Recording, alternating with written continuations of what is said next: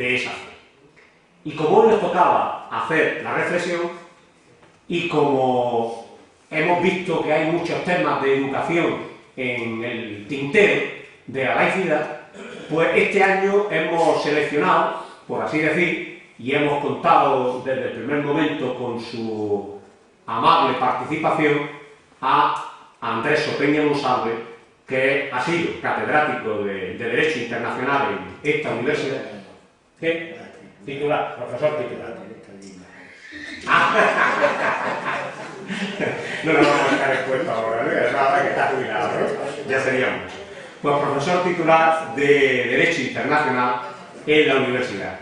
Pero aparte de eso, Andrés es un gran comunicador, como ahora vais a poder tener el gusto, los que no lo habéis hecho antes, de gozar de su verbo, de su discurso, de su forma de moverse en el mundo de la comunicación, en el que aparte también, pues eso sí, creo que fuiste un tiempo director de campus, de la revista, ¿no? Aparte de que, bueno, pues en la prensa, pues columnista, ha sido guionista, ha participado en programas de radio, es decir, que en este ámbito de la comunicación, pues sí que es bastante experto. Todos conocemos, porque aquí hay muchos de la enseñanza, su famoso Florido Pensil, sobre el nacionalcatolicismo en la escuela, la Morena de la Copla sobre el tema de la mujer, múltiples artículos, conferencias, como antes hemos dicho, el tema de libros, el cine, los cómics. Pues bueno, pues su despacho no estaba en él, pero cada vez que lo he llamado me daba la sensación de estar rodeado de miles de libros y de miles de películas, ¿verdad? Efectivamente, no me equivocaba, y eso te digo que no está, pero ya me lo imaginaba. Así que sus reflexiones van a estar caracterizadas por un humor corrosivo, por una gran ironía, así que espero que sepáis interpretar la exposición que él va a hacer, esperéis hasta el final y después pues podréis intervenir y podréis participar en el coloquio que vamos a tener en la tercera parte. Así que yo termino y le doy la palabra y le doy las gracias a Andrés por haber colaborado este año con nosotros. Muchas gracias.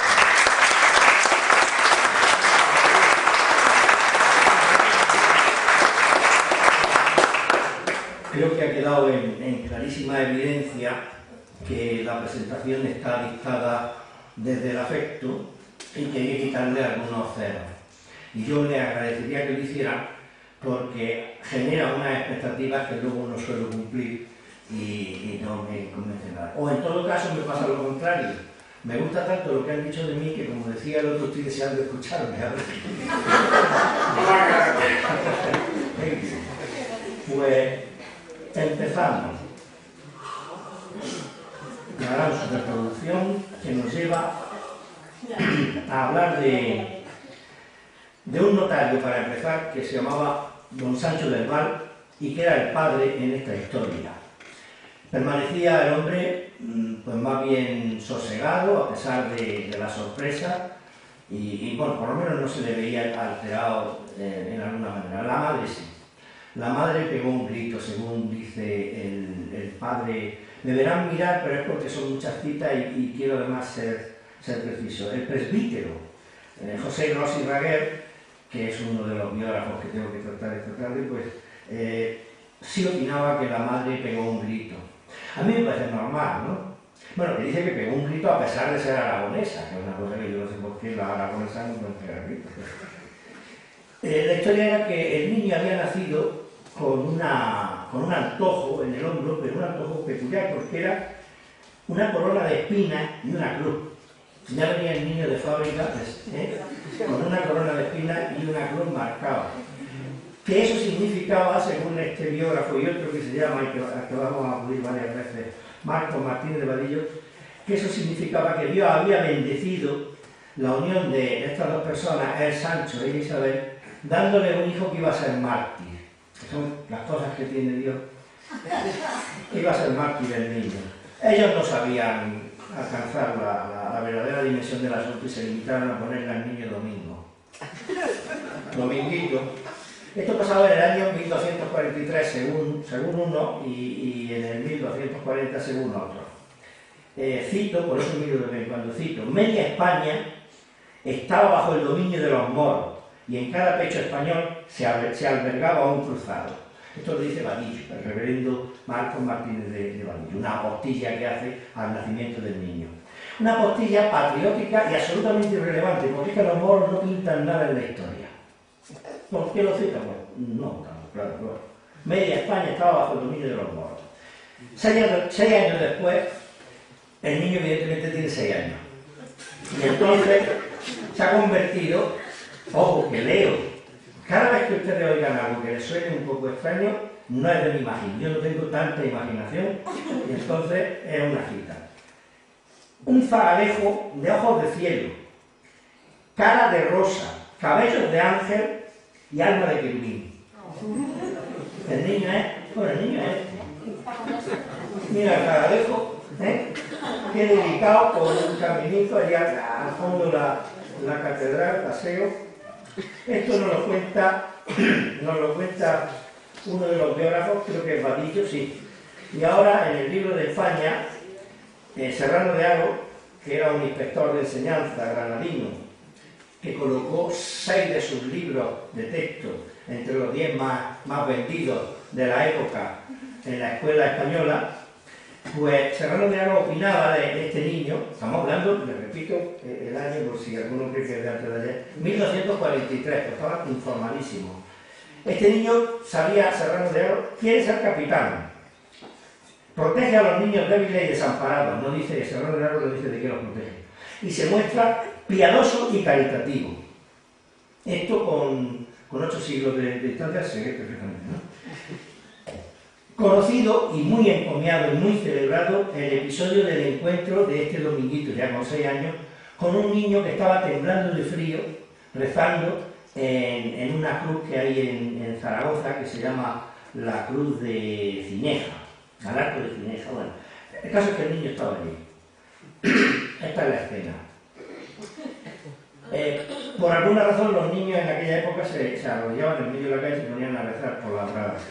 Y en este caso, el niño este, pues se llamaba Valero, por cierto, y tenía un problema, y es que no tenía padre. Aquí la doctrina diverge, ¿no?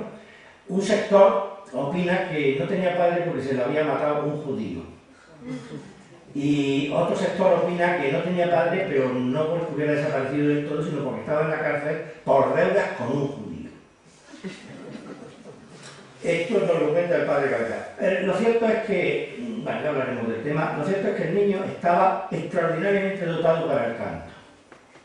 El niño había salido canoro, entonces estaba dotado para el canto. Con lo cual, estaba cantado, como su nombre indica, que los infantes del pueblo de la Santa Iglesia Catedral de la ciudad del Pilar, tiene un título muy largo, pues estuvieran encantados de recibirle como un compañerito, ¿no? Entonces, relata el reverendo Vadillo que el niño vistió con garbo, que eso tiene mérito, vistió con garbo la sotanilla roja. Y otro que opina en el tema, Fray Justo Pérez de Urbel, que les sonará, y si no les suena, les debería de sonar, para no olvidar, decía, insisto en que son citas, yo es que no, de verdad que no tengo la imaginación como, son citas reales. Decía Fray Justo Pérez de Urbel que este niño ayudaba a misa con la misma gracia con que hubiera podido ayudar San Juan Evangelista.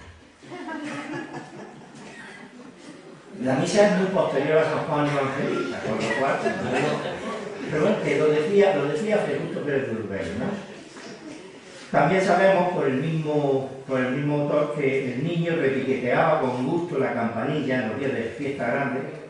La campanilla, no sé si sabes, tiene un solo tono.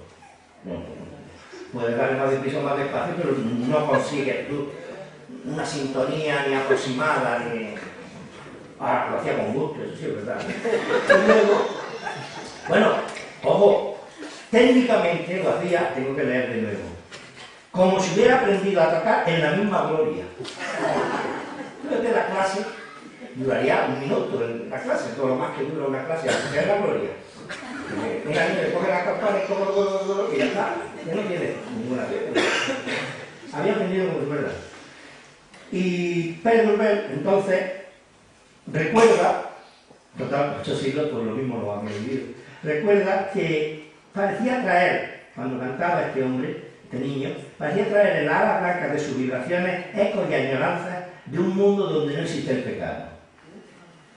Otras veces tiene otros sentimientos, pero en este caso concreto tuviera al niño y decía, esto es un eco y una añoranza de un mundo en el que no existe el pecado. El niño, por otra parte, pues tenía peculiaridades. Una de ellas era que, además de todo lo que aprendía en la escuela de canto de la catedral, himnos, salmos, antífonas y cosas de estas, pues este niño no cejaba al salir, él seguía cantando. Y lo que hacía era cantar por la calle glorias del Altísimo y alabanza a su Santísima Madre, la Madre del Altísimo, no la suya. Y entonces, pues iba por la calle canturreando y normalmente hacía proselitismo y le seguía un montón de chiquillos detrás. Esta costumbre o afición del chaval le iba a costar cara, pero cara de verdad, ¿eh? Nos cuenta el padre, en este caso Dionisio Cabeza, creo que era jesuita, este hombre autor de una biografía de este niño, La Flor del Ebro, Santo Dominguito del Val. Este es el niño del que estamos ahora. Pues este hombre nos dice, yo sé que aquí voy a venir un cambio de tono de esto, una música fúnebre, ¿no? De chan, como dicen, no, se ha cambiado el tono, ahora ya empieza lo otro. Y empieza. No todo eran aventuras en la imperial y heroica ciudad, madre fecunda de las nutridas falanges de los innumerables mártires. Ustedes saben que Zaragoza es la ciudad de los innumerables mártires. Pero eso es debido, el que se diga los innumerables mártires, es debido al hecho de que en aquella época las matemáticas no se enseñaban bien. Porque los mártires, que nunca está bien que haya ninguno solo, pero no eran innumerables, eran 18. Es que está la relación de los mártires de Zaragoza, son 18. Si alguien dice que son innumerables, es porque el hombre, por no confesar que es analfabeto, y luego tampoco miente, porque en realidad una persona que ve una lista y no sabe contar, pues dice, son innumerables, yo no puedo enumerarlos. Las nutridas falanges de los innumerables mártires quedan muy raras, porque 18 personas en falanges, bueno, entonces, este hombre, cada vez que habla, en este caso cada vez que escribe, lo hace en verso. Digo que es verso porque aunque lo voy a leer algunas veces, le parecerá que eso ni es verso ni es nada. No guardaban los muros solo a los cristianos viejos, porque entre ellos se escondían sierpes de letal veneno, una raza maldecida, la raza de los hebreos. Van cogiendo cómo se va enturbiando la cosa y se va poniendo un color pero feo de verdad, ¿eh? Así que el niño cantaba por las calles, a la Virgen María, al Altísimo y a todo esto. Pero la ciudad no, a pesar de que el catolicismo era mayoritario, la ciudad tenía problemillas, y una era esta de las sierpes, ¿no? Así que otro que se mete en esta historia, que se llama presbítero, también es presbítero, se llama Sebastián Puig, dice que aquella incontrastable unidad de pensamiento religioso, clave de tanta grandeza, se veía empañada por la presencia del pueblo de Icida, tenaz en sus odios como en sus creencias, que con dolo e ingratitud inconcebible maquinaba en sus tenebrosos antros la destrucción de la religión del crucificado. Esto es lo que querían hacer los judíos que estaban, bueno, dicho de una manera más fina y más, pero más o menos la idea es, hay que ver, ¿eh? Y nos cuenta también este hombre que no hubo manera de hacer carrera de los judíos en Zaragoza. Ni leyes visigóticas, ni concilios, ni tolerancia, ni nada. Nada es bastante, cito, para contener las conspiraciones, tiranías, usura y desmanes de todo género con que oprimía al pueblo español. Así estaba la cosa, peor se va a poner. Pérez Durbel, de hecho, que tiene una biografía de este niño, nos introduce en el meollo de la cuestión. El meollo de la cuestión es que, y lo dice Pérez Durbel, los judíos solían amasar los panes ácimos de la Pascua con sangre de niños robados a los cristianos. Es una costumbre que tienen ellos. Y a esa costumbre se refiere también el padre Barrillo, el presbítero Roxy Raguer, que ya ha sido citado, y por lo menos 30 o 40 biógrafos más que coinciden todos en el hecho de que los judíos pues, solían amasar los panes encima de la Pascua con sangre de niños robados a los cristianos, ¿no? Y bueno, pues de ahí viene lo de sierpes de letal veneno cuando se refiere uno a la maldecida raza de los hebreos. Se les puede llamar hebreos, judíos o sierpes de letal veneno. Dice uno de ellos, Cabeza, el que habla en verso siempre, dice: de beber sangre cristiana hizo horrible juramento, la más inocente y pura, la de los niños más tiernos, era más apetecida de sus instintos protervos. Yo le di este tono que era el que le dábamos en la escuela. Le dábamos más tono, pero claro, a esta altura ya han pasado muchos años y he perdido, pero era más o menos: de beber sangre cristiana hizo horrible juramento, la más inocente y pura, la de los niños más tiernos, era más apetecida de sus instintos protervos. Y hacía todo. Se aplaudía siempre cuando terminaba porque cerraba. Y ya aplaudía, como los discursos de Franco, que saben que tenían una música concreta y que en un determinado momento la gente aplaudía. No sabía enterado de nada, pero aplaudía,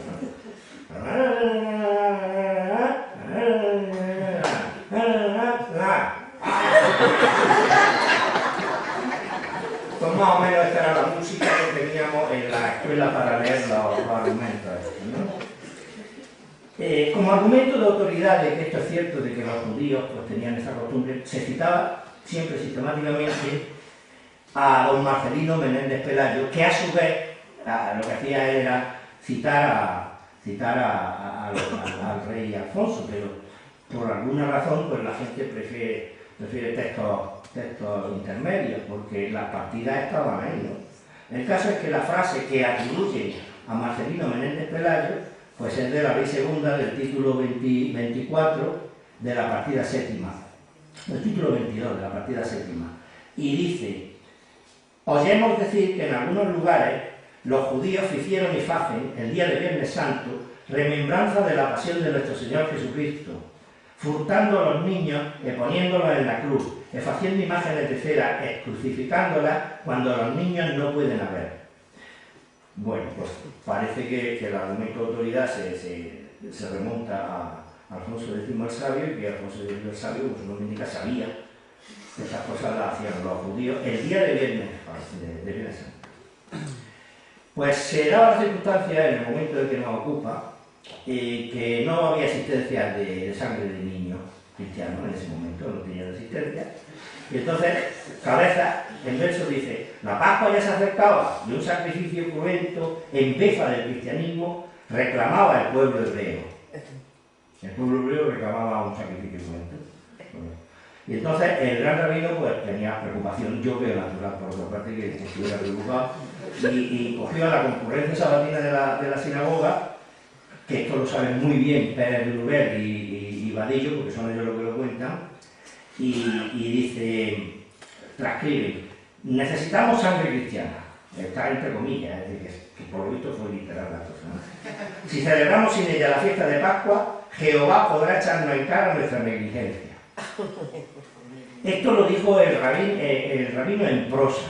En verso, porque había dos versiones, en verso lo que dijo es: la Pascua que se avecina, celebrar no puede el pueblo, porque no hay sangre inocente que en nuestros ritos mezclemos. Y hay que repetir muy pronto el sacrificio cruento de algún hijo de cristiano que nos aplaque los cielos. Si esa sangre no se vierte, sin remedio pereceremos. Aquí no sé si han ido viendo la sílaba, aquí se le ha escapado, esto es una rima un poquito forzada, pero bueno. Si esa sangre no se vierte, sin remedio pereceremos. Pues necesitan sangre. Ahora, ¿qué pasaba? Los judíos también conocían, esta era una costumbre judía, pero los cristianos tienen otra costumbre, que es que cuando pillan a un judío que hace cualquier barbaridad, pues lo torturan hasta el sufrimiento indecible y luego lo queman o lo ahorcan. Con lo cual, ninguno quería salir a por un niño. Son dos costumbres, ¿no? Los judíos tienen la costumbre de coger niños y los cristianos de coger a los judíos que cogen niños y hacerles de todo. Y entonces, pues, dos costumbres enfrentadas y no quería nadie hacer nada. Entonces fue necesario que el rabino dijera: que no he dicho yo una cosa que lo mismo puede interesar. Es que al que traiga al niño no paga este año los impuestos. Y ya bueno, como saben ustedes que son los días, ¿no? Cola. Entonces uno de ellos se llamaba Albayucé, y que merced tanto a Pérez de Urbel como a Martínez de Vadillo sabemos que se dedicaba a la usura, este hombre ya se encargó del asunto. Pero añado que al citar que se presentó voluntario, ya lo que hace es que uno de los dos Pérez de Urbel, o Martínez de Pérez de Urbel, pues adelanta una pintura del individuo, porque ya que estaba hablando de él, pues dice, pues no era muy agraciado de rostro, con la piel apergaminada, una nariz ganchuda y la frente llena de arrugas. Luego estos son los datos físicos, luego hay unos datos un poquito más de un cierto nivel crítico. La cara era demacrada y cerosa, eso no es lo que tienen los judíos, ¿no? Y luego dice, en esa cara demacrada y cerosa, ya es un asunto de apreciación, de valoración, se ve el reflejo de la astucia y de la crueldad. Entonces la crueldad se le veía en la cara. Y luego, qué curioso, le miraba a los ojos eran muy pequeños y estaban escondidos detrás de enormes pestañas, dice. Pero a pesar de eso, algo se veía, porque dice que en los ojos se daba ese brillo pálido que parece dejar la contemplación voluptuosa del oro. ¿No has visto tú miras el oro? Yo como no tengo oro, pues no, pero te deja un brillo pálido y yo qué sé, o sea, que tú lo notas. Tú ves a una persona que ha visto oro y dices, uy, esto como viene. Hoy como me viene hoy. ¿Cómo me viene hoy? Bueno, también se daban otras drogas en la historia, pero esta en particular, en aquella época, esta era la que hacía la droga de moda, mirad el oro, salía la gente pululata. Y luego hay manifestaciones psicosomáticas que son interesantes. Este es cabeza, porque como está en el verso, pues, su ojo la codicia reflejaba, y su tez amarillenta con enrojecidas manchas mostraba la amarga hiel de sus perversas entrañas. O sea, el hombre era una cosa... Bueno, pues, por la cabeza de este individuo pasó la idea de secuestrar a Dominguito del Bar, porque este tenía localizado a Dominguito del Bar. ¿Por qué lo tenía localizado? Porque el crío solía atravesar el barrio donde se escondía esta población, porque era el camino más corto de regreso a su casa. Y entonces, cuando volvía, pues veía a esta gente sin entrañas y se exacerbaban sus sentimientos cristianos. Y se ponía a cantar lo aprendido, antífonas, motetes y bueno, lo que buenamente. Parece que eso podía molestar a los judíos, parece. A este desde luego. Ya no sabemos la causa cierta, ¿no? Cabeza dice que, sobre todo, lo que más le fastidiaba a este hombre era una costumbre que tenía el niño. Bueno, no era costumbre porque fue la primera vez, pero ya venía de antiguo que lo hubiera visto él. Propuso a sus compañeros, en verso, burlar la astuta perfidia de los perversos judíos y confundir su malicia, entonando por su barrio bellas coplas a María. La idea es, sales de cantar en la catedral, de dar la clase, y entonces, en vez de irte a tu casa, dices, vamos a joder a los judíos un rato cantando coplas a los Virgen, que les cae. Y entonces, pues cantaba, el chaval se metió en el barrio y se puso a cantar bueno, al principio iban unos niños detrás, luego, de resulta de lo gracioso que quedaba el asunto, ya se fue añadiendo gente mayor de desocupado y parado y todo, y aquello era una auténtica manifestación. De todas maneras, el niño no me parece a mí que el repertorio fuera para mosquear a nadie, ¿no? Y desde luego a judíos, no lo sé. A ver qué les parece a ustedes si esta puede mosquear a un judío. Si Mahoma hubiese visto a la Virgen del Pilar, de seguro que arrancara el turbante y el Corán. Y tú dices, yo soy judío. Y a mí qué me importa lo que quiera los moros, si aquí no hay ningún moro, somos todos judíos, si esto es la judería. Que haga lo que quiera, que rompa lo que quiera. Bueno, mi idea es que esta canción en concreto le traía al fresco al pueblo hebreo en general y al de Zaragoza en particular. Otra canción de la época. El pilar es un rosal donde nacen lindas flores. Es la columna su tronco, las flores los corazones. Chico, yo me pongo en el papel de un judío y digo, pues bueno. A cada estrofa, el coro que le seguía tenía que repetir: venid cristianos a ver a la Virgen Soberana que ha querido visitar la tierra zaragozana.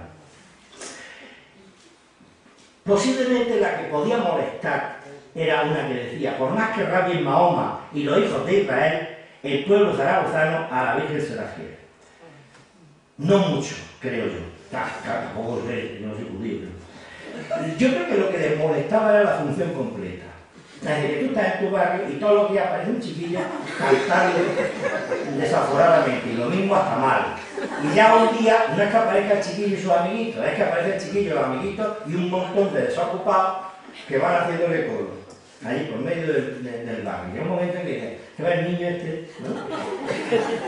Al oír estas canciones, dice el padre Cabeza, los rabinos como víboras saltaban enfurecidos, pero morder no podían, que los niños eran muchos y una turba los seguía de cristianos atraídos por sus dulces armonías. Bueno, la idea es, el niño no caía bien. En el barrio el niño no caía bien porque no agradaba. Entonces hay un salesiano que se llama Salesman y que a mí me está dando la sensación de que es un seudónimo porque Sales es San Francisco de Sales y Man es hombre, salesiano, hombre de igual que los sales, yo qué sé, bueno, este ha escrito un libro, es colombiano, ha escrito un libro que se llama Que vienen los protestantes, pero con admiraciones. Y el libro es un bestseller. Bueno, lo cierto es que a los judíos les molestaba el tema, pero a este hombre, a tal Mosé Albayucé, le tenía una especial viquina y los gestos de amenaza pues estaban ahí, ¿no? La descripción, han visto que la descripción coincide clarísimamente con la foto de carnet de este hombre. Y aquí le tenemos. Ahí va la turba, bueno, ahí van los chiquillos detrás de la turba y este, pues, el señor este que está aquí en primer término, pues, al parecer realmente molesto, se le ve a él molesto porque el niño va cantando allí en un poseso y bueno, pues, aquí vemos que un plano más cercano, ¿no?, en el que se ve el cabreo que tiene el hombre este, de los niños cantando y todos ahí berreando a la vez. Bien, el día de auto, al que me refiero, pues iban los niños cantando, se fueron despidiendo a la salida del este y quedó el niño solo. En medio de la judería y se quedó con la inercia de seguir cantando y seguir cantando. Entonces, Albayucé lo vio desde la puerta de su casa, ahí tenemos la escena, el momento en que Albayucé lo está viendo desde la puerta de su casa, dice... Voy a saltarme un poema porque es que mucho seguido esto me da luz. Dice aquí: ajeno a la cobardía y perfidia de Albayucé, Dominguito se encamina confiado hacia un hogar y le adelanto ya, al que nunca llegará. Total, que este hombre, como lo ven, le echa el saco por cima, como dicen, por cima y lo metieron en un arco y a las 10 de la noche llegó al niño a la sinagoga. Y entonces los rabinos lo rodearon curiosos, lo sacaron de allí, el niño no sabía dónde estaba, un poco así preocupado, asustado, digamos. Y dice, era tremendo el espectáculo, este es el presbítero Rossi Maguet, el que lo cuenta, que ofrecía aquel niño de 7 años, tembloroso y cogido al crucifijo que pendía de su cuello, rodeado de aquel grupo de hombres sin corazón que se regocijaba viendo el sufrimiento de la pobre criatura. Fray Justo añade, para completar el cuadro, vientre abultado, rostro amarillento, narices ganchudas, luengas barbas, arrugadas frentes, cabezas peladas y ojos rebosantes de alegría cruel y experiencia maliciosa. Entonces, un rabino, que en este caso tenía luenga y puntiaguda barba, se dirige al niño y le dice que no se preocupe, hombre, que enseguida se va, pero que lo que tiene que hacer es pisar, arrojar la cruz al suelo y pisarla, que con eso ya se dan por satisfechos. Y entonces el niño dice, de eso nada, eso nunca, es mi Dios, literal, que está puesto entre comillas. No, no y 1000 veces no. Entonces, por alguna razón que a mí ni se me escapa, esto a los judíos les provoca una risa enorme, porque dice aquí que estallaron en una sonora carcajada. Cuando dijo el niño, será que lo dijo, a lo mejor que definía, no. Es que si no, yo no le veo la el caso es que hay recogido un trozo, en el libro de España hay recogido un trozo del diálogo literal. Otra vez te lo decimos, piénsalo bien. Pues yo no digo más que una vez las cosas, responde el niño y apostilla el Pérez de Urbel como buen aragonés. Por visto los aragoneses dicen nada más que una vez las cosas. Ya si eres de Zamora. ¿Qué pasó? Pues que arrimáronle a una pared, renovando furioso en él la pasión del divino Redentor. Crucificáronle, horadando con algunos clavos sus manos y sus pies. Abriéronle el costado con una lanza y cuando hubo expirado, para que no se descubriese tan enorme maldad, lo envolvieron y ataron en un lío y lo enterraron a la orilla del Ebro en el silencio de la noche. Esta, dice Martínez de Vadillo, es la descripción de las actas del martirio. Y Martínez de Vadillo subraya la sobriedad con que están redactadas. De manera que lo que hace él es que la compensa, esa sobriedad la compensa metiéndole un poquito de saber, de escritura fina, de emoción, porque es que esto que le he contado que era muy seco, le desgarra, le horadan con algunos clavos sus manos y sus pies, le abren el costado con una lanza y cuando hubo expirado, no tiene peligro. Entonces dice todos nos imaginamos fácilmente los espasmos de dolor que estremecerían aquellos músculos delicados de niño. Yo no sé todo, ¿no? Yo no me imagino fácilmente, no me imagino yo los espasmos de dolor que estremecerían aquellos músculos delicados del niño, ¿no? Y luego, pues, añade detalles que no están en la acta. Por ejemplo, dice, alguien coloca en la rubia cabellera del niño una corona de zarzas. Y luego también sabe que aquellos malvados cortan las venas de la criatura para recoger su sangre y amasar con ella los panes ácimos de la Pascua. Y al cadáver del niño, que ya, yo no sé la que se traían los judíos, que habían bebido algo. Dice, al cadáver del niño le secciona la cabeza y las manos. Y Gross, que está más enterado en este caso, dice que también los pies. Y la cabeza, las manos y los pies la arrojan a un pozo, ¿no? Entonces, para aquellos que no tienen la facilidad para imaginar los espasmos de dolor que estremecen los delicados músculos de los niños cuando son torturados furiosamente, horadando sus manos y pies con clavos y abriendo sus costados con una lanza, que hay gente que no tiene esa facilidad para conocer. Entonces, Gross y Raguer da una narración más pormenorizada, ¿no? Y es la siguiente. Mosés se adelanta, coge al niño y con los clavos que le alargan lo clava en una cruz sobre el muro y con un cuchillo le rompe las venas para recoger la sangre y entre las chanzas y mofas más sangrientas le rompe el costado de una cuchillada. Aquí mientras los judíos imprecan y el niño le duele, que le produce los clavos y cuchilladas. Domingo sin impertérrito y de cuando en cuando musita. Pisar a Jesús jamás. Y su voz se apaga por momentos. La vida se le escapa y de sus labios, resecos ya, se escuchan como un rumor los nombres de Jesús y de María. Jesús, Jesús, Jesús, Madre y Señora mía. Luego, nada, el silencio. La rubia cabecita colgaba inerte sobre el pecho como una rosa trasnochada. Pues todo esto se consumó en 2 horas, porque todos los autores, o la mayoría, coinciden en señalar que daban las 12 en el reloj de la catedral cuando los rabinos abandonaban el lugar del martirio. Esto pasaba el 31 de agosto de 1250, día que ese año cayó el miércoles y en el que había hecho un calor extraordinario. De que era miércoles nos informa el Vadillo, el padre Vadillo, el reverendo Vadillo, y de la información meteorológica el responsable es Gross y Raguer, que sabe. Bien, la noche siguiente ya se puede imaginar lo que pasó, ¿no? Habían enterrado al niño en la ribera del Ebro y empezaron a aparecer unas luces misteriosas en el punto donde estaban enterrados. Y claro, pues, pasó lo que tenía que pasar. Aquí aparece un nuevo escritor que se llama Don Juan Andrés, lo han puesto el nombre y todo, Don Juan Andrés. Este tiene una historia de San Dominguito, de la que el padre Cabeza se confiesa deudor. Cuando alguien se confiesa deudor, en estos casos, de un libro que no todo el mundo tiene, es que lo ha copiado. O sea que parte de lo que le atribuimos al padre Cabezas es de don Juan Andrés. Bueno, pues este hombre organizó una corona poética para ofrecerla a Santo Niño, esto en 1634, es decir, 300 años.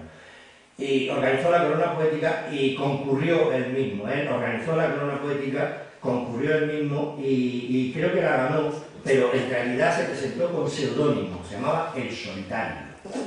Y El Solitario cuenta el momento este de las luces y lo que pasó.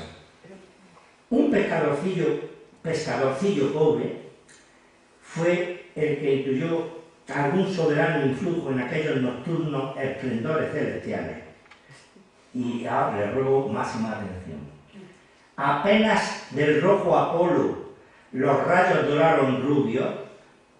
Empiezo otra vez. Apenas del rojo Apolo los rayos doraron rubios, los más descollados cerros y los valles más profundos, cuando de Saldúa ilustre los moradores condujo al lugar donde la luz pareció inmóvil carbúnculo. Claro, le dieron el premio.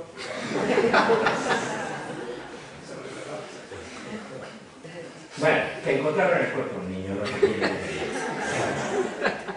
decir. Aparece el cuerpo del niño, no llega al minuto 20 segundos, ya le sacó el mundo la culpa a los judíos, sistemáticamente. Y dice de recorrer Zaragoza matándolo por la plaga. ¿Por qué no pasó? Pues porque Albayucés se entregó. ¿Y por qué se entregó a Albayucés? Porque decía que le perseguía la mirada del niño y que había perdido el sueño. Y entonces Albayucés, además de decir esto, se tiraba al suelo y daba vueltas de revolcones por los suelos, presa de la desesperación y el dolor, por la visión de su víctima. Bueno, les cuento más cosas. Este es el momento en el que el niño ve, bueno, el niño lo está pasando fatal. Aquí le clavan, como ven, los que lo tienen crucificado y le clavan la esta. Aquí ya el niño dice que era rubio, pero el dibujo está moreno, no sé. Bueno, y cómo va quedando según los distintos autores, ¿no? Aquí lo tenemos que le han cortado, como ven, están recogiendo la sangre en unos vasitos, lo hubieran cortado y recogen la sangre. Este es el Ebro, como ven, aquí están los ¿cómo lo llamamos? Es que, claro, si no tenemos este nivel cultural, pues inmóvil carbúnculo. Esto es un inmóvil carbúnculo. El inmóvil carbúnculo, bueno, pues ahí estaba el inmóvil carbúnculo y también el cuerpo del niño. Las dos cosas. Entonces, este Albayucés, pues, se entrega, hecho polvo, totalmente. Y esto es lo que le pasaba, por esto decía el tío, yo me entrego porque es que no aguanto la visión. El niño, por alguna razón, como saben, el cuerpo iba por un lado y habían tirado la cabeza, las manos y los pies lo habían tirado a un pozo, pues la parte del pozo es la que se le aparece. Y el cuerpo, no sé por qué no. El caso es que tiene ahí la cabeza y las manos, el niño es feo, la cabeza y las manos, y luego tiene los dos pies por delante en una posición imposible, pero claro, no es imposible porque al no tener tronco puede colocar los pies como le dé la gana, ¿no? Entonces, este cuadro se llama, este título es mío, Cabeza y extremidades de Dominguito apareciéndose espectralmente a Albayucés. Este título que le he dado yo, que no es muy original, pero... Bien, pues entonces se entrega a Albayucés y lo ahorcan, pero no muere solo, porque él delata a los cómplices y total 8 los cuelgan en la horca. No hubo constancia yo he dicho 8 no se sabe cuántos eran, de cuántos fueron ni de cómo se llamaban, pero no es una negligencia procesal, porque como muy bien apunta alguno de estos, como está en versos, parece que debe ser el de los versos, sus nombres calla la historia, porque a monstruos semejantes el nombrarlos es deshonra. Y no sabemos quiénes fueron, porque si los nombra es una deshonra. Entonces, los restos del niño son llevados a una basílica. Y eso no le gusta el sitio que le conceden no le gusta al rey don Jaime, y entonces dice el rey don Jaime de darle al mártir Dominguito justicia colmada, que es una manera de decir, a mí esto no me gustó, me lo lleváis a otro sitio. Y sugiere, el rey sugiere que se le lleve a la catedral. Entonces se monta una procesión que es lo mejor que se ha visto en Zaragoza nunca. Y entonces, bueno, la describen aquí, que los coros de parroquia, la muchedumbre, una vela blanca, no sé qué, tal. No faltaba la música era una cosa increíble. Las actas describen la música como dulcísima melodía de todos los instrumentos músicos y armonía sonora de clarines. La nota, de todas maneras, quien la dio fue el niño, porque resulta que se levantó del féretrito y entonces se bajó y él mismo dice, sin que esto se pueda dudar, en el acta lo pone, sin que esto se pueda dudar, llegó mirándolo el pueblo hasta la puerta de la misma iglesia. Allí ya lo cogería, no había nada con él, porque el niño estaba muerto. Vamos a ver, el niño estaba muerto. Ya el niño se pone a andar y a la gente en vez de salir a espantar, pues aplaude y ya se... El caso es que resulta de todo esto, pues que lo hicieron, confirmaron el culto a Dominguito en 1805 el Papa Pío VII, ¿no? Y uno dice, pues, joder, bueno, aquí ya llegaba al cielo, y esto es lo primero que hizo una vez que lo beatificaron. Una vez que lo beatificaron 230 años. No, una vez que volvió al féretrito después de la caminata esta, y empezó el culto, y esta es la madre que se le aparece, la señora del grito desde el comienzo, pues la mujer del notario, pues se le aparece a su madre en esta escena con luces y eso, ¿no? Entonces, ¿por qué pasa esto? Porque, bueno, ya está en el cielo y España desenvaina tu espada antes de que avance más la raza espuria. Debe ser una manera más de llamar a los judíos, la raza espuria, ¿no? Bueno, pues aquí lo tienen en una representación, aparece en muchísimas estampitas, ¿no? Aquí está el hombre crucificado, pero no. Aquí lo tienen en otra instantánea del momento. Y así es como está en Zaragoza, en la SEO, creo, o en Sevilla, que tiene una capillita también en Sevilla. Bueno, que por qué... Bueno, y este es uno. Yo tengo un libro de santos niños, o niños santos, una cosa de estas, y hay montones de niños. Y todos además la han pasado canutas. Todo, por la justa y pastora le cortaron el cuello, en fin, una cosa tremenda. ¿Que por qué pasa esto? Pues el presbítero José Roy Raguer lo explica. Dice, estos niños son arrebatados de la tierra en edad muy temprana porque el divino jardinero se enamoró irresistiblemente de tales florecillas y las quiso trasplantar a su celeste vergel. Yo, oye, que sea así, pero tienes que torturar al niño cortándole los pies, las manos, la cabeza, meterle la lanza por el divino jardinero. Pero si eso es sadismo de toda la vida de Dios, ¿por qué dice que es el divino jardinero? Bueno, el caso es que la explicación es esa. Bien, yo como te digo una cosa, te digo otra. A mí me parece que en esta historia hay algunas cositas que no acaban de encajar. Una, evidentemente, son cuestión de matiz, pero otras afectan muy seriamente a la credibilidad de las personas. No les quiero decir quién era Fray Justo Pérez Rubén en una época determinada. Una perla de muchísimo cuidado, importantísimo, y un elemento serio. Y Martínez de Vadillo y el presbítero Roy Raguer y todo esto eran gente extraordinariamente considerada y valorada y tenida por eruditos. En este caso, pues, digamos que entre comillas se rebajaron a una historia menor, pero seguían siendo gente de enjundia, ¿no? La obra se llama el que estaba pelón, que he dicho primero, es una obra enorme. Yo la tengo y son 5 tomos, impresionantes de citas y de todo esto, ¿no? Y yo he recogido algunas ideas y se las cuento y a ver qué les parece. La primera, el trasiego del niño por la judería. Dice, es que el niño iba a su casa y atravesaba la judería. Se sabe dónde estaba la casa del notario, que era el padre. Y cerca no hubo nunca una judería, pero sí 20 años después de la muerte, de la fecha que aquí se dice. 20 años después sí, no antes. Y no era tal judería, era que el rey Jaime había concedido un negocio para tintar pieles y se habían instalado allí unos cuantos judíos, pero tampoco era una cosa grande.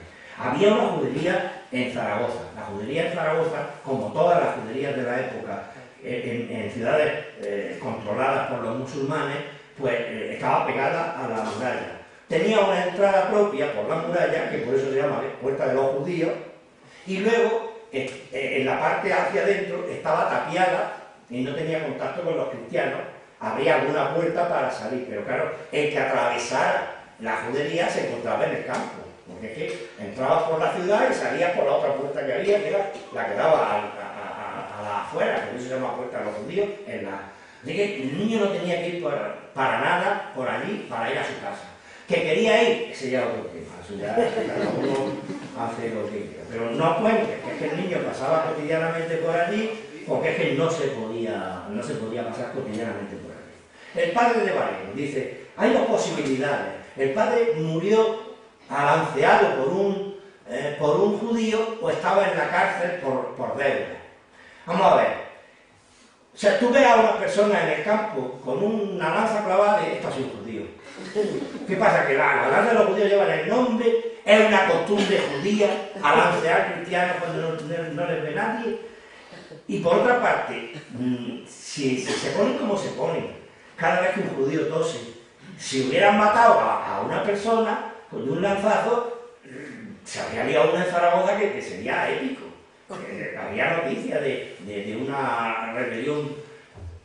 Pues no, nadie dice nada de esto. O sea, que la historia de la muerte por lanzazo no ha quedado muy clara. Es decir, las circunstancias por las cuales una persona se puede averiguar la religión de una persona, porque ya saben que no es exactamente una raza, la religión de una persona se puede averiguar mirando la lanza.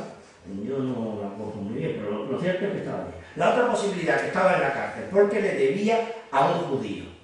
Si estaba en la cárcel porque le debía a un judío en esa época, tiene que ser a la fuerza, porque estaba más calentito y comía mejor. Porque no había prisión por deuda en esa época en Zaragoza, y mucho menos si el acreedor era un judío. Lo que había es que evidentemente tenías que pagar, y tú tenías que realizar un acto público en el cual reconocía la existencia de la deuda y te comprometía a pagarla según te fuera la fortuna, los plazos que se estableciera, etc. Pero no había la prisión por deuda, e insisto, desde luego no por deuda a un judío. Hablando de préstamos y de judíos, ya han visto que Albayucé era usurero, pero también podía haber sido orfebre, sastre, platero, tejedor, tintorero, recaudador de impuestos, zapatero, trapero, escribano, traductor o médico, o boticario, o Dios sabe qué, porque es que los judíos eran los que trabajaban. Los hidalgos no daban palo al agua, porque es que estaba mal visto eso de trabajar. Te podías morir de hambre, como fuera, ya saldrías como pudieras, debiéndole a un judío, por cierto, a lo mejor, ¿no? Pero trabajar, eso no. Y los judíos sí trabajaban muchísimo, de manera que era usurero como podía ser otra cosa. La realidad, esta que hace pensar en los judíos como usureros, es que no es que los judíos fueran prestamistas, es que los prestamistas eran judíos, que no es lo mismo. ¿Por qué? Pues porque la Biblia prohíbe el préstamo con interés. Entonces, si uno se lee el Éxodo, el Levítico y el Deuteronomio, no necesariamente enteros, sino párrafos que yo les diría si tienen interés, pues entonces se encontrará con esto. Nosotros ordenamos que era una mala traducción, ordenamos que los usureros manifiestos no sean admitidos a la comunión y que si mueren en pecado no sean enterrados, tal. Esto lo decía el Concilio de Letrán. Si alguien cae en el error de afirmar con insistencia que ejercer la usura no es pecado, disponemos que sea castigado como hereje. Así que la Biblia dice que no se te ocurra prestar con interés. El concilio de Letrán dice que es lo mismo, vayamos a tonterías. El de Vienne, que no se lo crean, dice en 1312 que no se permite. San Jerónimo y San Ambrosio, padre de la Iglesia, habían dicho que la usura es siempre pecado. Y ahora también en cita literal, no quiero que seáis usureros. Y no lo quiero porque no lo quiere Dios. Creo que los mismos usureros saben cuán detestable, cuán digna de odio y cuán execrable es la usura. Esto lo decía San Agustín. Y Pedro Lombardo decía que la usura era una usurpación. Bueno, pues todo esto a los judíos les traía al fresco. ¿Por qué? Porque ellos hacían su lectura del texto de la Biblia y en el Deuteronomio había una fisura por donde escaparse, que era: puede exigirle el interés a los extranjeros. Como la Biblia, la versión inicial de la Biblia era para ellos, pues el resto eran los extranjeros. La prohibición regía entre ellos, pero no hacia afuera. Entonces podían dedicarse a eso. Nadie más se dedicaba y la Iglesia tenía que hacer esas catedrales enormes. La gente tenía que subsistir cuando venía más tiempo hasta la cosecha siguiente. Y que hacía falta alguien que prestara, de manera que no hubo eso. Luego además se juntaba la historia de que se dedicaran a esto más intensamente, no era porque se dedicaran más a ello, sino porque se dedicaban menos al otro por las prohibiciones y las restricciones. Por ejemplo, los gremios tenían una connotación religiosa, tenían un patrón. Para ingresar hacía falta pasar por una ceremonia religiosa. Evidentemente estaban excluidos. Y ya no podía entrar en las cofradías. Eso era. Y luego ya había decretos literales prohibiéndole el ejercicio. Por ejemplo, la reina regente de Castilla, Catalina de Lancaster, en 1412, dispone: ninguno judío, ni judías, ni moro, ni mora sean especieros, ni boticarios, ni cirujanos, ni médicos, que son casualmente 4 de las profesiones más utilizadas por los judíos, con lo cual pues, dejó en el paro a un montón de gente, ¿no? En cuanto a la imagen esta que hemos visto de Albayuce, pues no es probable que haya una imagen de un judío de 1250, ¿no?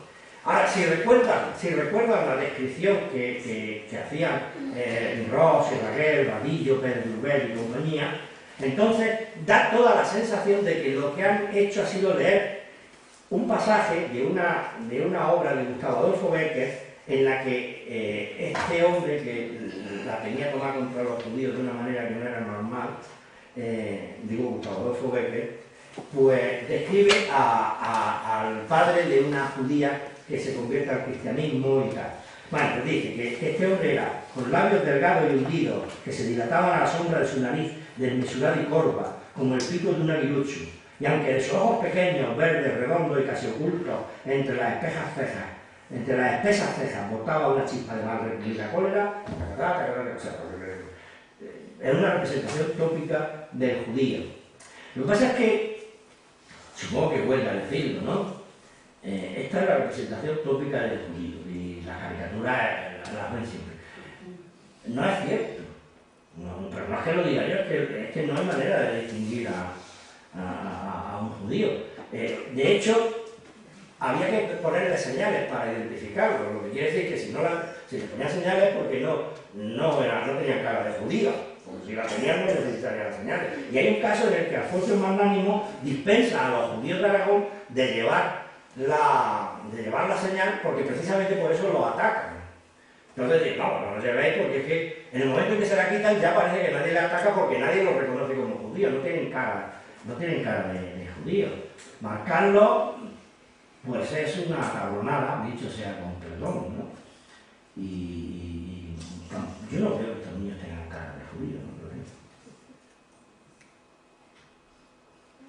Cada judío tiene la cara que Dios le ha dado.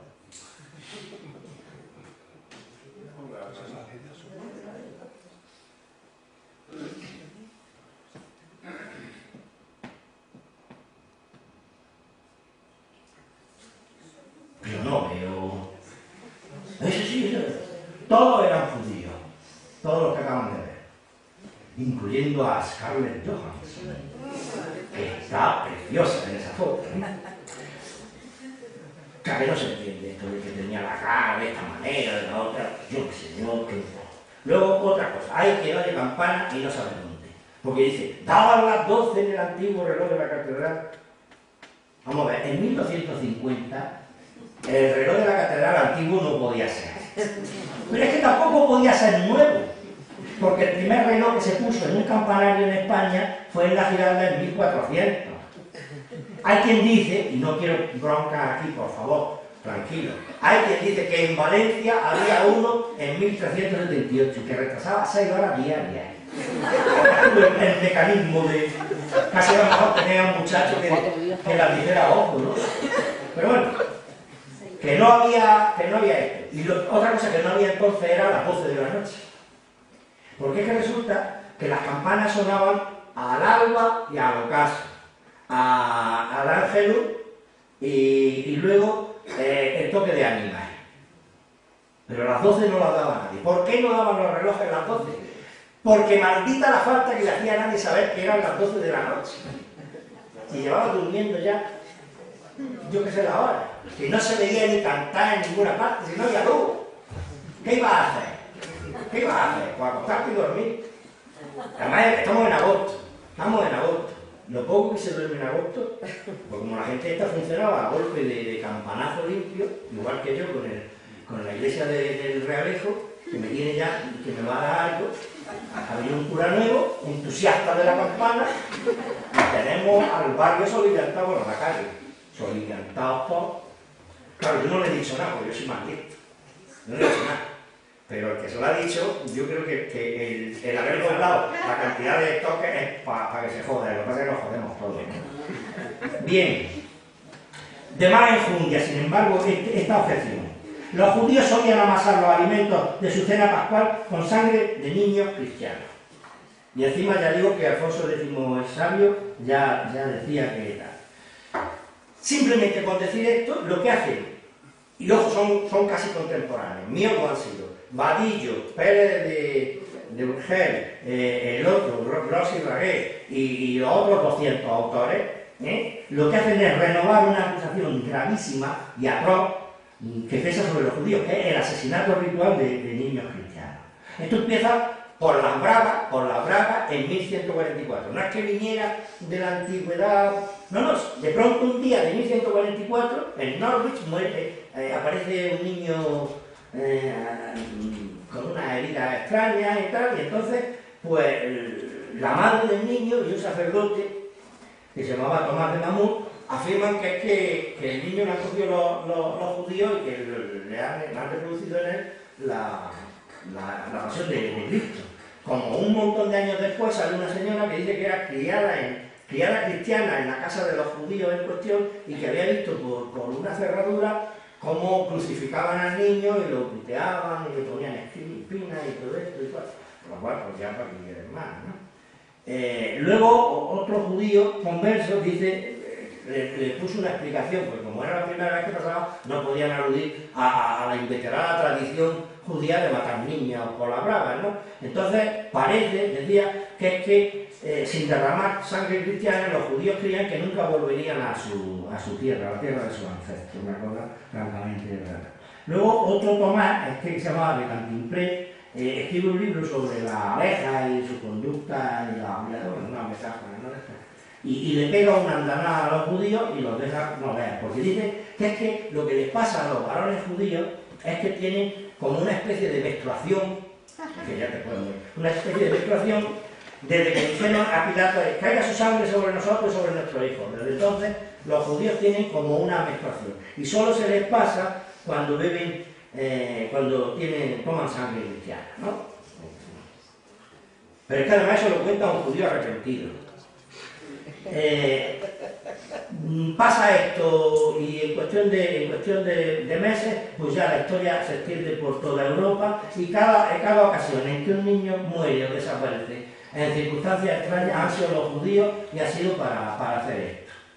Sistemáticamente, ya no hay... Por eso cuando desaparece Dominguito, todo Zaragoza dice, esto ha sido los judíos, ¿no? Es que no se lo plantea. porque es que ya sí. Ha pasado con un montón, ¿no? En el caso de Hugo de Lincoln, que fue el segundo, después hay noticias y documentación, lo mismo, la misma historia. Aparece el cadáver del niño, le echan la culpa a los judíos y muere el 80. Nada, ya está. Y hay decenas de casos semejantes, ¿no? El caso más conocido es el de Simón de Trento, que es un niño que desapareció cuando tenía 2 años y medio, aquí que está muy desarrollado, pero...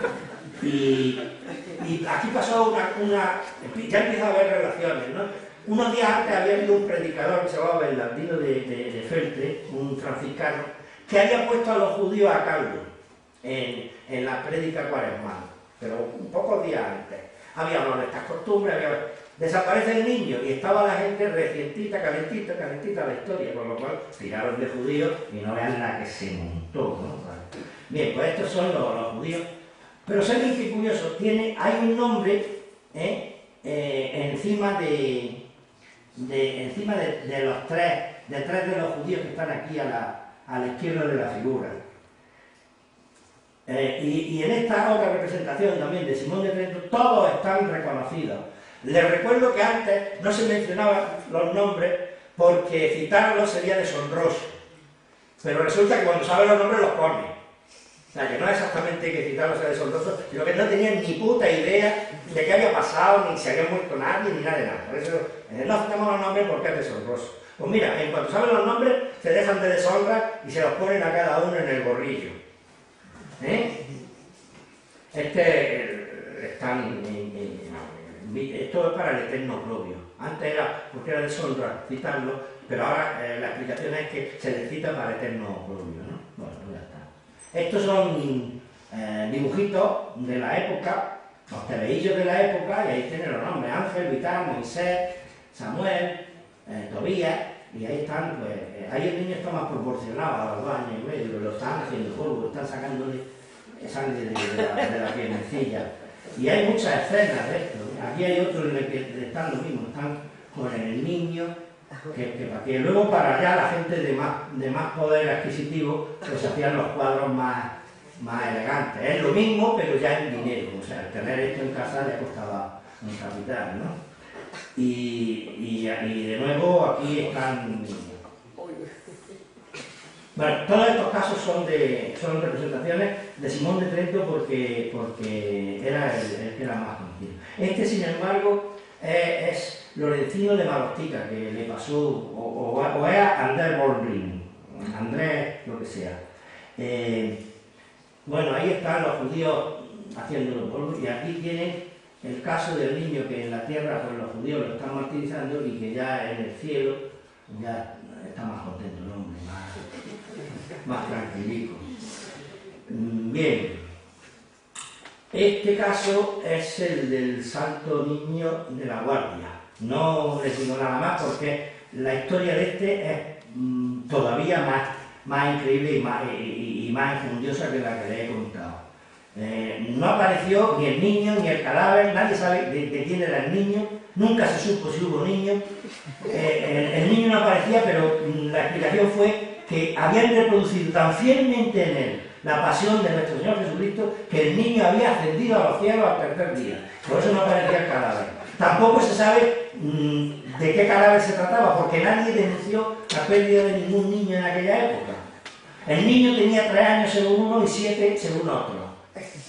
Es una cosa ya que bueno, ahora, eso sí, murieron un montón de judíos. En este caso, no querían al niño, lo que querían era el corazón del niño, porque no sé si lo saben, pero cuando se junta una hostia consagrada y un corazón de un niño cristiano y se tiran al río, el agua se envenena, y entonces mueren todos los cristianos que beban de ahí. Los judíos no mueren porque están advertidos. Y bueno, pues, por citar alguna inconsistencia de esta historia, dice que uno de los judíos llevaba la hostia consagrada, la llevaba en un libro de misa, ¿no? Y lo que pasa es que, claro, al abrir el libro de misa, la hostia empezó a soltar fulgores y se le descubrió que llevaba la hostia.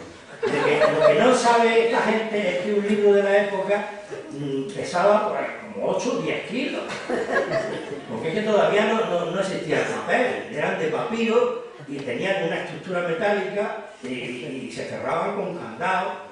Que no veo yo a nadie haciendo como que va a misa arrastrando semejante. Ahora con el misalito sí, pero coño, es que aquello era una cosa, pues arrastrando un caballo y todo, ¿no?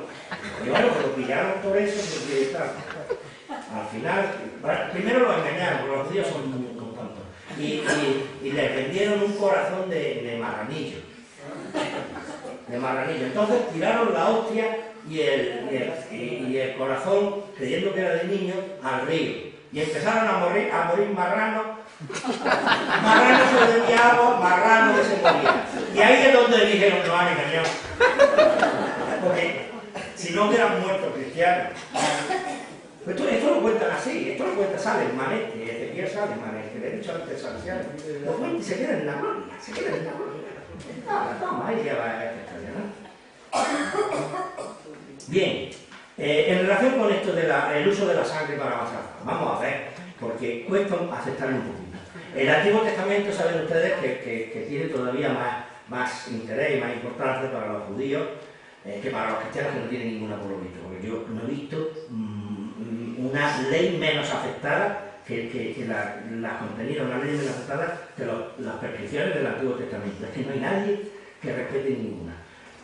Por ejemplo, hablamos de Génesis, Levítico y Deuteronomio. Yo les leo rápido. Pero no comáis carne con sangre, no comeréis sangre ni de ganado ni de ave, ni vosotros ni el inmigrante residente entre vosotros comerá sangre. No comeréis la sangre de carne alguna, no comeréis carne con sangre, pero la sangre no la comeréis, de ningún modo comas sangre. Da como la sensación de que a Dios no le gusta que comas sangre. Yo he llegado a esa conclusión, llámenme, pero yo he llegado a esa, no es partidario, Dios no es partidario. Entonces, pero no solo no es partidario, sino que encima castiga a los otros, porque dice, todo el que coma sangre será excluido de su pueblo. Cualquier israelita o emigrante residente entre vosotros que coma sangre, me enfrentaré con él y lo extirparé de su pueblo. Quien la coma será excluido. A otras versiones dicen borrado, o eliminado, o cortado. No son sinónimos de muerto, porque cuando se trata de la pena de muerte, como en el caso de los homosexuales, la condena a los homosexuales en la Biblia es a muerte, y pone la palabra muerte. En estos casos es excluido, no sé cómo se excluye, pero fíjate, que lo mismo te dejan en el desierto con un vaso de agua, no sé. Que la prohibición es muy antigua y que ya no, porque Dios, sabiendo que el mundo tiene tela por delante, dice muy claramente en el Levítico: es ley perpetua para todas vuestras generaciones y en todos vuestros poblados, no comeréis grasa ni sangre. 2000 años después de esa prohibición, Maimónides, que era cordobés, pero a los 13 años, por la intolerancia de los almohades y luego por la intolerancia de los que no eran almohades y de los cruzados, estuvo dando tumbos por el mundo, una de las personas más inteligentes que ha pisado la tierra, pues era judío, y uno de los textos de este es cómo conseguir que en la carne no quede, 2000 años después, que en la carne no quede ni rastro de sangre. Las carnicerías judías venden la carne de esta manera, tratada, hervida en agua, hasta que no queda blanca no se puede tomar la carne. O sea, aquí hay algo que no casa. ¿Cómo es posible que los judíos beban sangre si no tienen prohibido y se toman tantas molestias para no... Bueno, molestias estoy diciendo que un error en una historia de este tiene que tirar la vajilla, el frigorífico y lo que se sigue por medio. De hecho, los judíos ortodoxos tienen 2 frigoríficos, porque no se pueden mezclar los productos lácteos con los productos cárnicos. Y 2 juegos de cacerola, y 2 juegos de rasera, y 2 fuegos, y 2 todo. Porque no se pueden mezclar. Y ahora me dicen que un pueblo que de mil y pico prefectos que tienen, porque son todos prefectos, los mizados, de 1000 y pico prefectos, 600 son relativos a los alimentos, fíjense la importancia, la frase somos lo que comemos, es una frase judía, que un pueblo que toma esas molestias, de pronto se salta todo, y vamos a coger chiquillos y nos ponemos morados de sangre de chiquillos. Es que, yo qué sé, cada uno. Y la fecha, miren ustedes, lo ha dicho 40 veces, se conmemora a los santos el día Natali. que es el día que nacen a la santidad, que es casualmente el último que pasan en la tierra, que es cuando te mueres y vas al cielo, ese es el día natal. Por lo tanto, el 31 de agosto. Está en los calendarios, lo dice Néstor, 31 de agosto. Y dice Mosé, os voy a traer sangre fresca para la Pascua. Pero es que la Pascua ese año cayó el 14 de abril. Que la Pascua, la Semana Santa de los cristianos está relacionada con la Pascua de los judíos. Ustedes pueden calcular, quitando no sé cuántos días, cuándo fue la Pascua judía. Si el Viernes Santo fue tal día, entonces la Pascua de los judíos fue tal día. Pero estamos hablando de 10 días, ahora sí. Tiene que ver con el equinoccio y todos estos cálculos que hacen ellos, ¿no? Vamos a ver, ¿cómo va a estar fresca la sangre del 31 de agosto hasta el 14 de abril, que correspondía a ese año? Que además no estaba perfeccionado todavía el sistema de los frigoríficos y estas cosas. Pero es que además lo dice el propio, en las partidas lo dice el propio rey sabio, cuando dice que lo hacemos y no sé qué, y sabemos que los judíos el día de Viernes Santo juegan niños y los matan, reproduciendo en ellos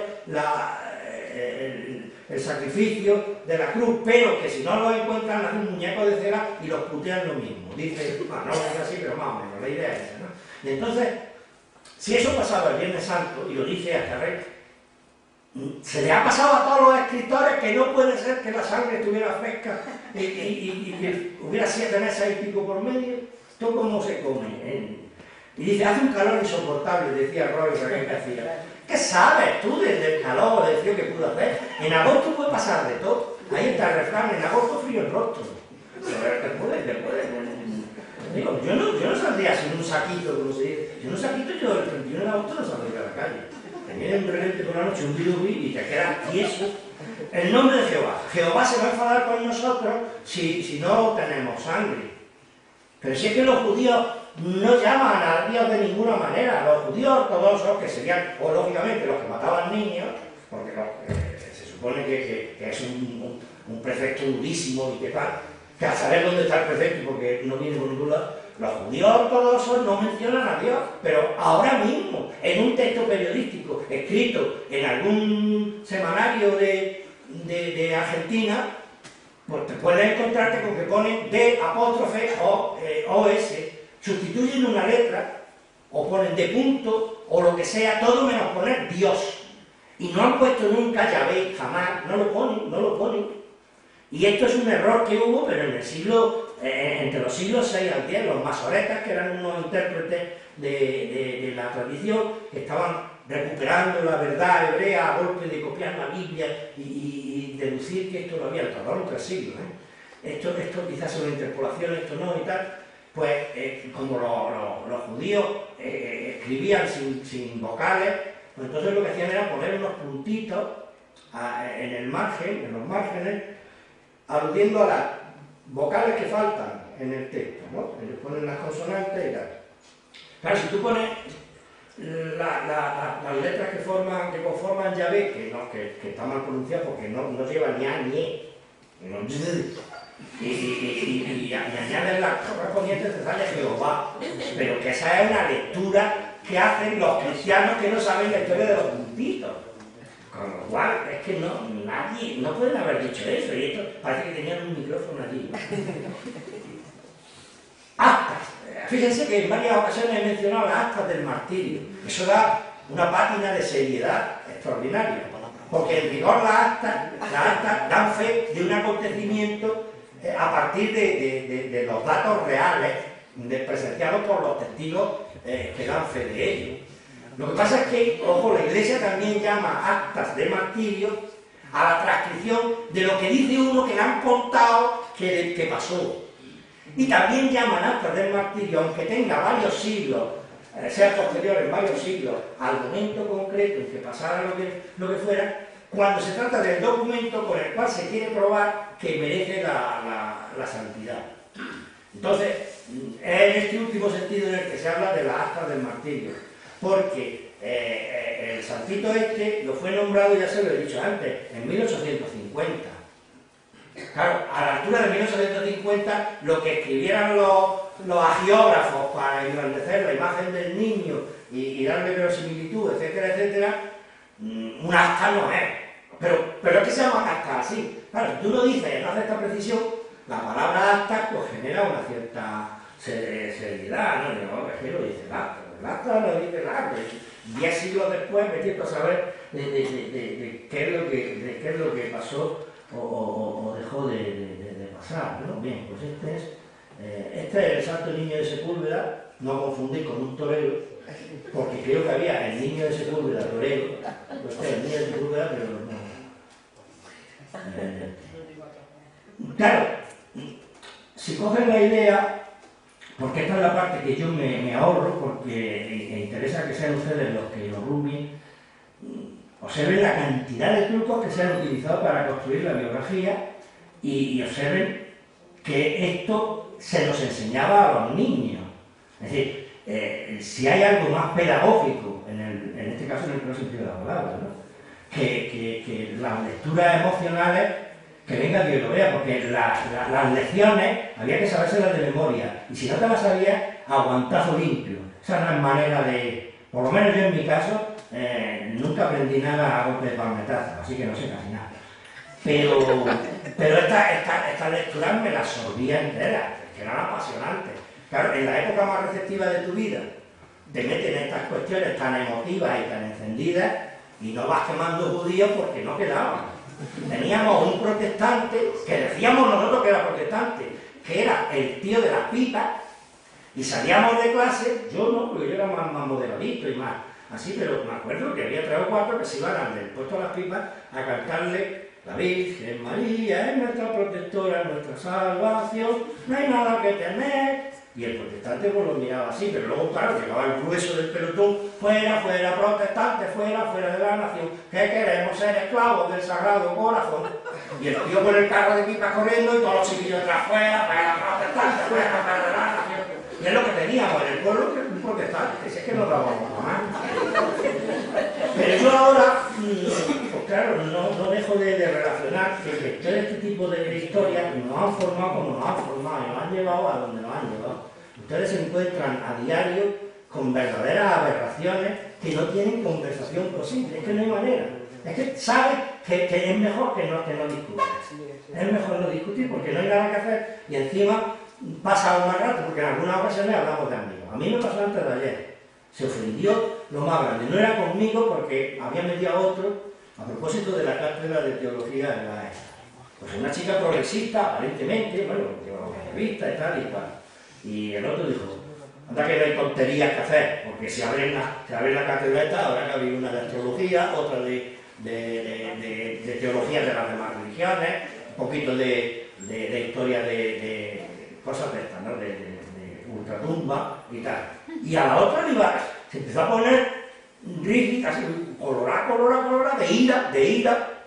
Y no dijo nada porque el otro era su jefe, pero el otro se dio cuenta y lo comentó, que mira, chica, no se tontas, es que esto... Pues no, y Dios mío de mi vida, cómo está el mundo, ¿no? Claro, eso no pasa porque sí. Observen cómo una historia se construye a fuerza de dar detalles que la dotan de verosimilitud. Era miércoles y hacía un calor de cojones. ¿Tú qué sabes qué calor hacía y qué día era ni nada? Pero da una sensación como de que, ¿verdad? De que la historia está completa. Igual que la biografía de Jesucristo. Si quitan los 4 libros que hablan de él, y eso es lo que ha hecho el Seminario de Jesús, que es el que analiza estas cosas.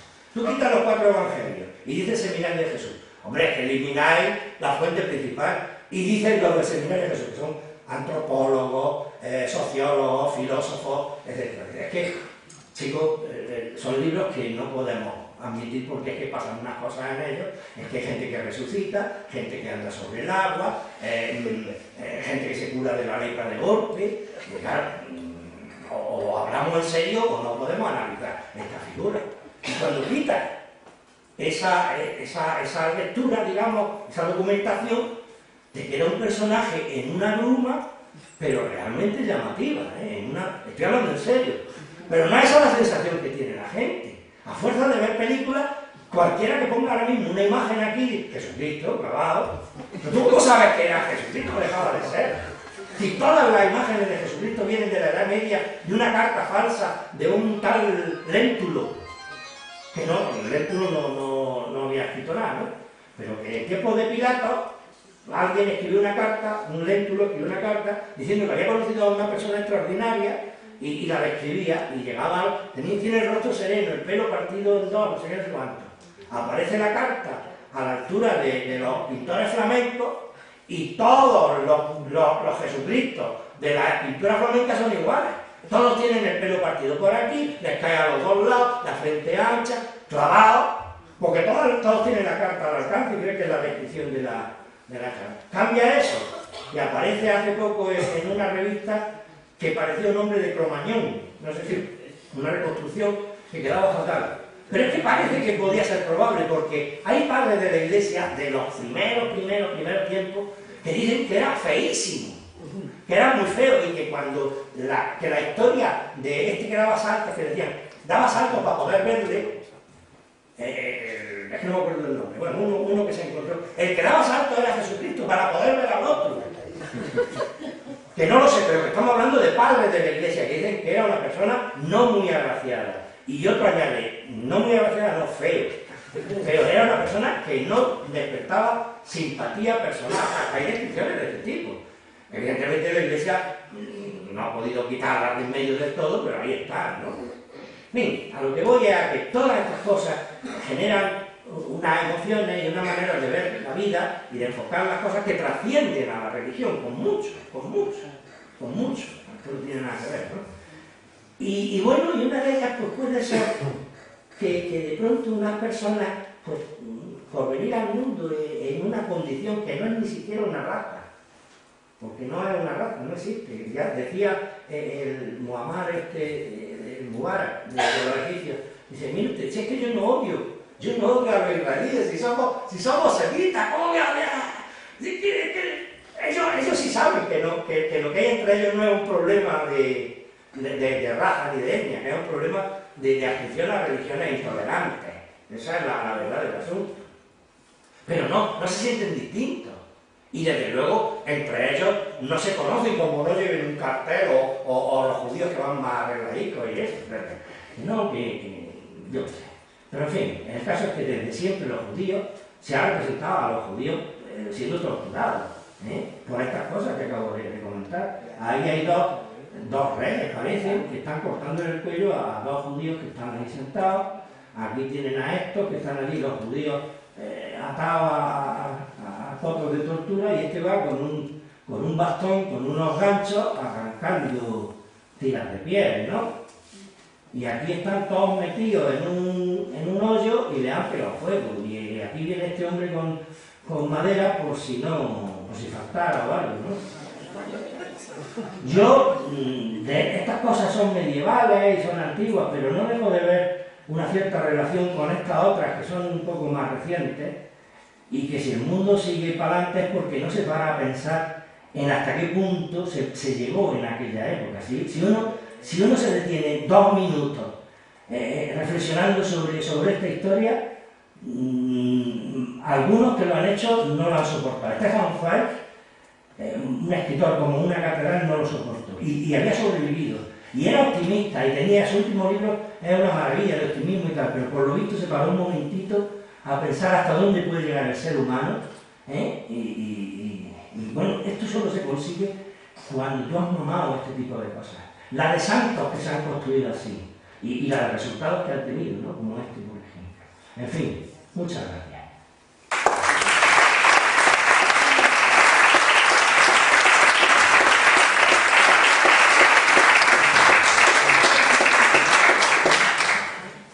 Bien, como decía al principio, la tarde tenía 3 partes, así que ahora os llega la parte de poder intervenir, los que queráis.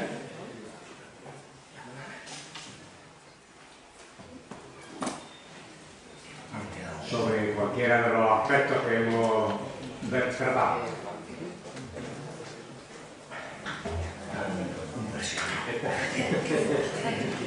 Lo hemos dejado paralizado. De vosotros depende. Digo, porque yo no me atrevo, porque como empiezo a hablar, me tenéis que escuchar otro rato, ¿no? Si no hay palabras, levantamos la sesión entonces. Muchas gracias por vuestra asistencia y una vez más, pues agradecer a Andrés que este año haya compartido con nosotros esta, entre comillas, celebración del Día del Laicismo. Pues como decía al principio, el Día del Laicismo lo que pretende es una reflexión y una acción para conseguir un avance hacia un verdadero Estado laico y a una sociedad en la que ninguna de estas cosas que nos ha estado comentando Andrés pues ocurra. Así que muchas gracias a todos.